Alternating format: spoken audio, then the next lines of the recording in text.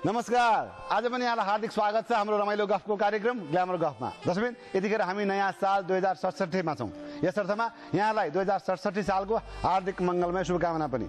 अब रमाइलो नयाँ सालमा छौँ र यहाँलाई पनि रमाइलो हुनुपर्छ, यसकारण हामीले आजको अतिथि पनि अलि रमाइलो खाले नै बोलाएका छौँ। हजुर, उहाँहरू हास्य कलाकार हुनुहुन्छ, अझ पनि लोकप्रिय हुनुहुन्छ। उहाँहरू आफ्नो नामले भन्दा पनि पात्रको नामले बढी परिचित हुनुहुन्छ। हजुर, एकजना हुनुहुन्छ माग्ने बुढा, हजुर चिन्नुभयो होला यहाँले, उहाँको नाम केदार घिमिरे हो। र यसै गरी अर्का अतिथि हुनुहुन्छ धुर्मुस, उहाँको नाम भने असली नाम भने सीताराम कट्टेल हो। आउनुहोस्, उहाँहरू दुवैलाई स्वागत गरौँ। स्वागत छ यहाँहरूलाई। धन्यवाद। धन्यवाद। र कान्तिपुर टेलिभिजनमा ग्ल्यामर गफ हेरिरहनुभएका सम्पूर्ण दर्शकहरूलाई चाहिँ ढिलै भए पनि नयाँ वर्षको शुभकामना दिन चाहन्छु। मेरो तर्फबाट पनि शुभकामना भन्न चाहन्छु। तपाईँ माग्ने बुढा, तपाईँ धुर्मुस, यो तपाईँहरूको ओरिजिनल नाम नै यो तपाईँहरूको यो पात्रले खाइदियो होइन? हरायो। मलाई त अब केदार भनेर त उतै गाउँतिरै, अब गाउँतिर पनि अब मेरो हजुरबाको नाम सिम्बाखेको नाति आएछ भनेर चिन्छन्।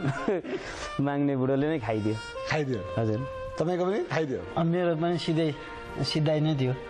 अहिले कस्तो भयो भने अब सीताराम कट्टेल भने चाहिँ कहाँ छरामा गुन्जिने नाम हो कि जस्तो भयो क्या। गाउँघरतिर चिन्छन्, घरमा बुवाले चिन्छन्, आमाले चिन्छन्, हजुरआमाले घरमा श्रीमतीले चिन्छन्, अरूले चाहिँ धुर्मुसै भन्नुहुन्छ। तपाईँ नाम मात्रै माग्ने बुढा होइन त? हजुर। काम त त्यस्तो छैन नि? काम पनि माग्छौँ, दर्शकहरूसँग माया माग्छौँ। तपाईँको अस्ति एउटा पत्रिकामा फोटो देखाएको थिएँ मैले। हजुर। पुरा बङ्गला एकदम आलिसान महलको अगाडि उभिएको थियो, यो चाहिँ माग्ने बुढाको घर हो भनेर देखाइरहेको थियो। त्यो मैले उहाँलाई भनेको थिएँ, घरको फोटो छाप्ने बेलामा यता साइडपट्टि मेरो कृषि विकास ब्याङ्कमा भएको ऋण पनि छापिदिनु होला भनेको थिएँ, त्यो चाहिँ छाप्नु भएको छ।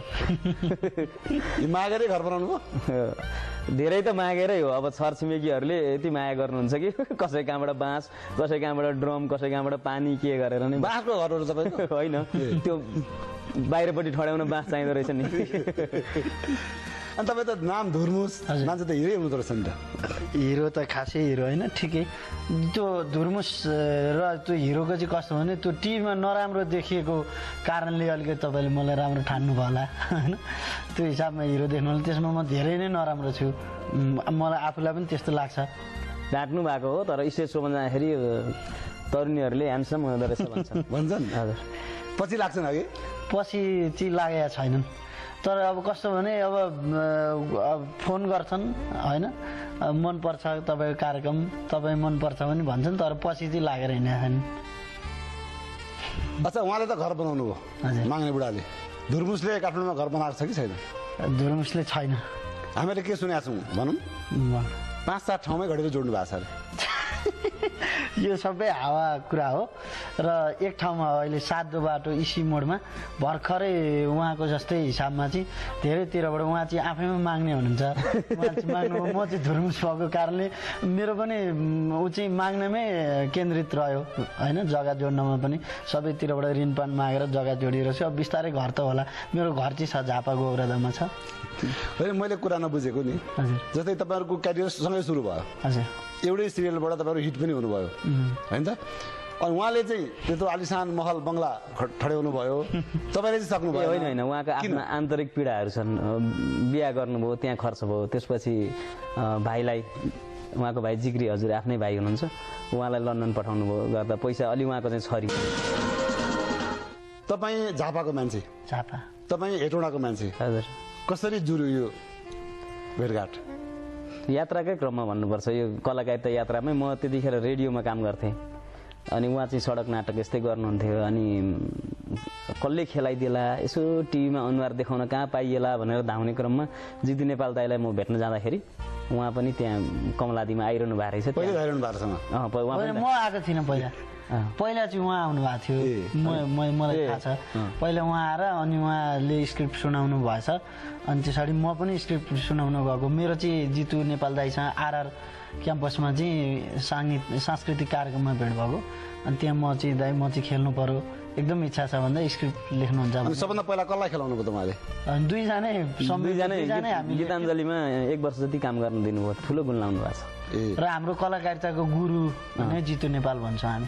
दमन दाई हो फेरि त्यहीदेखि तपाईँहरूको चाहिँ यो लगन के अरे गाँठो बाँधियो। बाँधियो। गाँठो चाहिँ हाम्रो 2060 साल असोज 10 गते भ्रिकुटी मण्डलमा एउटा धनकुटी एक्सप्रेस भन्ने त्यतिखेर सूर्यबहादुर थापाको प्रधानमन्त्री भएको सरकार चलिरहेको थियो, उहाँलाई नै व्यङ्ग्य बाण गरेर चाहिँ हामीले धनकुटी एक्सप्रेस पहिलोचोटि देखाएको प्रदर्शन हो। र जोडी जमिरहेछ अब दर्शकको माया अनुसार। कहिलेकाहीँ जोडीमा पनि दरार पर्यो भन्ने सुन्छौँ नि। त्यो अब सुनिएको भन्दा धेरै कम हो। होइन केही चाहिँ हो, दुईजना हुँदाखेरि मतमतान्तर हुन्छ।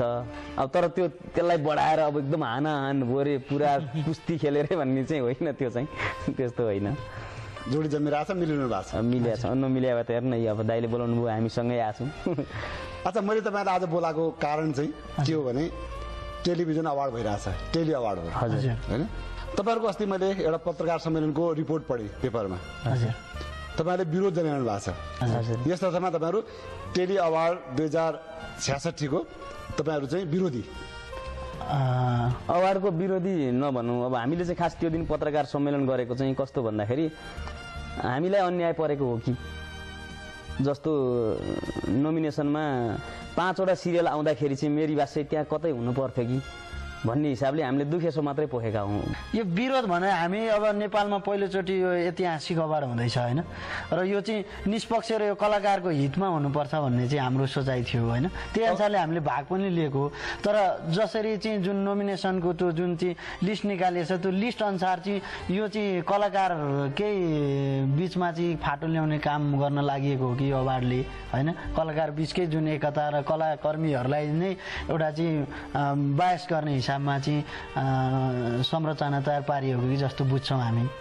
नोमिनेसन गर्दाखेरि मेरी बात चाहिँ अहिले पनि मसँग यहाँनिर छ, हजुरलाई म अलिकति देखाउनै चाहन्छु।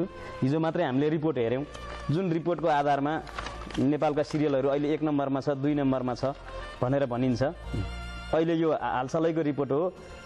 फर्स्टमा सबैभन्दा माथि नै नेपाल टेलिभिजन मेरी बात चाहिँ 58.5, सेकेन्ड नम्बरमा छ नेपाल टेलिभिजन तितो सत्य 56.9, थर्डमा छ Nepal television news 51.2, Nepal television जिरे खुर्सानी 38.5 होइन। यस्तो तरिकाले अहिले रेटिङ भइरहेछ, जुन जेको आधारमा नेपालमा 1 नम्बर सिरियल यो हो, 2 नम्बर यो हो भनिन्छ होइन। तर नोमिनेसनमा 5 भित्र पर्दैन भने के होला, यो हामी हजुरहरूलाई नै छोडिदिन्छौँ। यो अझ तपाईँले यो कागज देखाउनु भएन? हजुर, यो कागज अनुसार चाहिँ मेरी बात चाहिँ नम्बर 1 मा परेको भन्नुभयो तपाईँले। हजुर, यो कसले निकालेको रिपोर्ट? यो जसले निकाले तापनि नेपालमा सिरियलहरू 1 नम्बर यो 2 नम्बर यो भन्ने आधारको कागज चाहिँ यही नै हो है। के आधारले गर्ने त? होइन, त्यो म बुझ्दिनँ। नेपालमा होइन, त्यो तपाईँ जसै भन्नुभयो नि टेलिभिजन अवार्डमै धाँधली भइरहेछ, त्यहाँ चाहिँ एकदम यस्तो यस्तो गरियो भन्ने हुन्छ नि होइन? हजुर, यसमा पनि धाँधली भयो कि? अब त्यो त सबैतिर त हामी जान सकेनौँ, तर नेपालमा आधार के त? यो अहिलेको जुन यो लिस्ट अनुसार चाहिँ हामी अहिले के बुझ्छौँ भने हामी महिनामा बाहिरको जस उपत्यका बाहिरको चाहिँ 5-6वटा प्रोग्राममा हामी साउनदेखि यता चाहिँ कन्टिन्यू सहभागी भइरहेछौँ होइन। र त्यसमा हरेक ठाउँमा चाहिँ कुनै जिल्लामा जाँदा इतिहासमा यति धेरै मान्छे आएका भन्ने, धनगढीमा जस्तै त्यस्तो उदाहरणको आधारमा हेर्ने हो भने त्यही उदाहरणको आधारमा यो रिपोर्ट बनाएको हो त? यो त यो जे होस्, यो हामीले बुझेको भनेको अब यो कहाँ गएर सोध्नुहुन्छ वा कसरी बनाउनुहुन्छ भन्ने। आजसम्म मलाई एकजना मान्छेले पनि आएर तपाईँ कुन सिरियल हेर्नुहुन्छ सोधेको छैन। होइन, सोध्न त हामीलाई पनि सोधेको छैन, तर यसलाई आधिकारिक कसरी मान्ने त हामीहरूले? नमान्ने हो भने सबै सिद्धियो के त आधार? अब अर्को कुरा, जुरीले तपाईँहरूलाई मूल्याङ्कन गरेन, हजुर, त्यसमा तपाईँहरूले यो धाँधली भयो भन्नु मिल्छ?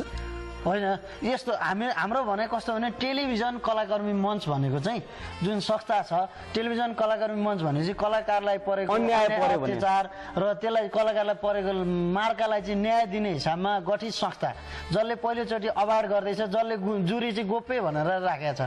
अब के त तपाईँहरू धेरै विधामा नोमिनेसनमा पर्नु भएको छ? हजुर हो, हजुर। अब कुनै पनि विधाको अवार्ड लिन तपाईँ जानुहुन्न, यदि तपाईँले पाउनुभयो भने पनि जानुहुन्न? हामी जाँदैन, हामीले बहिष्कार गरेको। अब के कुरा भयो भने चाहिँ तपाईँहरूको यो बहिष्कार फिर्ता हुन सक्छ? यो बहिष्कार फिर्ता हुँदै हुँदैन। अब राजनीति गराए भए केही सहमतिमा गएर फिर्ता हुन्थ्यो होला। हामीलाई किन भन्दाखेरि यो अलिकति जेल भन्छन् नि, बच्चामा खेल खेल्दाखेरि यो झेली रहेछ भने जस्तो यो झेली अवार्ड चाहिँ भएको जस्तो लागेर अब यो धेरै धेरै कुराहरू छन् यसमा। अब सायद यो आजको यो र हाम्रो जस्तो मेरी बासेको महत्त्वपूर्ण पात्रहरू जस्तो अब सुन्तली भयो, बान्द्रे भयो, मुया भयो, मुला साग भए लगायतका जो चाहिँ हामीले त्यो सम्भाव्यता देखेका छ र हामीले जुन 5 भाग चाहिँ हामीले पठाएको छन्, जुन डिबी पठाएको जो अहिले पनि हामी भोलि सार्वजनिक गर्नु परे पनि गर्छौँ, जुन चिज हामीले पठाएको छ त्यसमा चाहिँ त्यो हामी पनि 100% ठोक्का दिन्छौँ कि यो मान्छे नोमिनेसनको सूचीमा चाहिँ पर्ने मान्छेहरू हुन् हाम्रो तर्फबाट। हाम्रो नोमिनेसनमा परेको भए पछि अवार्ड नपाउँदा दुःख हुन्थ्यो। दुःख चाहिँ थियो, किनभने सबैजना हाँस्य कलाकार हाम्रो गुरुहरू नै हुनुहुन्छ। गुरुहरूसँग हार्दा हामीलाई केही दुःख हुन्थेन क्या। यो त भयो उहाँहरूको